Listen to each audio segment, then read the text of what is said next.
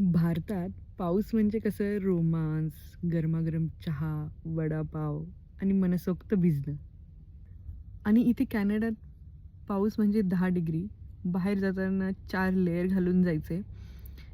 त्यात फिरणं अशक्य. कारण एवढ्या थंड पाण्यात कोण भिजणार? बरं आपला आपण गरम चहा बनवला आणि खिडकी उघडून बसून थोडा आनंद घ्यावा म्हटला, तर एका मिनिटात चहा थंड होतो. आणि इथे चालू होतो पाऊस, थांबतो, पुन्हा येतो आणि सगळा मूड खराब करून निघून जातो. हाच पाऊस जेव्हा भारतात पडतो ना, तेव्हा मूड किती छान बनतो आणि किती एस्थेटिक वाटतं. पण इथे जेव्हा हा पडतो, तेव्हा लिटरली डिप्रेसिंग वाटतं. इथे कसाही चहा बनवा, त्याला आपल्यासारखी चव येत नाही. म्हणून मी काय करते माहिती आहे? घेते हॉट चॉकलेट आणि बसते. बस एवढंच.